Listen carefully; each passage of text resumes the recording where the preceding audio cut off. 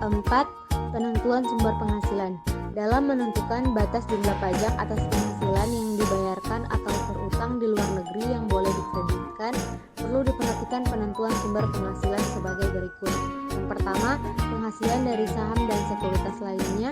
Yang kedua, penghasilan berupa bunga, royalti, dan sewa sehubungan dengan penggunaan harus bergerak.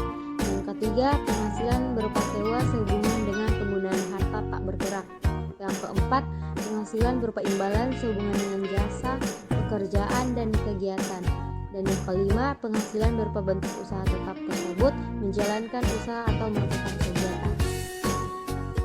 5. Besarnya kredit pajak yang diperbolehkan.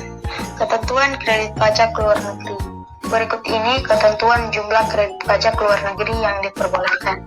Yang pertama, pajak atas penghasilan yang terutang atau dibayar di luar negeri yang dapat dikreditkan terhadap total PPh terutang di Indonesia, hanya pajak yang langsung dikenakan atas penghasilan yang diterima atau diperoleh wajib pajak dari luar negeri tersebut.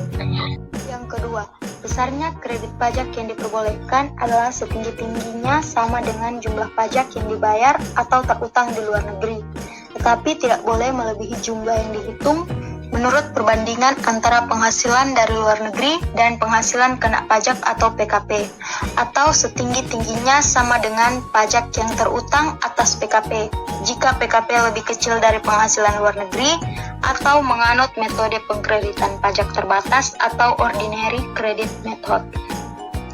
Besaran tarif PPh.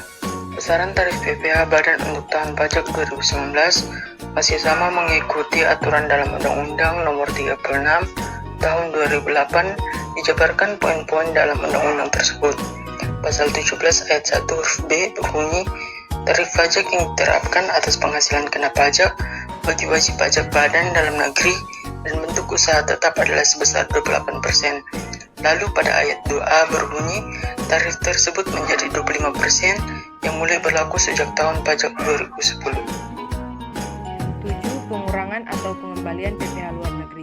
Jika terjadi pengurangan atau pengembalian pajak atas penghasilan yang dibayar di luar negeri, sehingga besarnya pajak yang dapat dikreditkan di Indonesia menjadi lebih kecil daripada besarnya penghitungan semula, maka selisihnya ditambahkan pada PPh yang terutang atas seluruh penghasilan wajib pajak dalam negeri pada tahun pengurangan atau pengembalian dilakukan.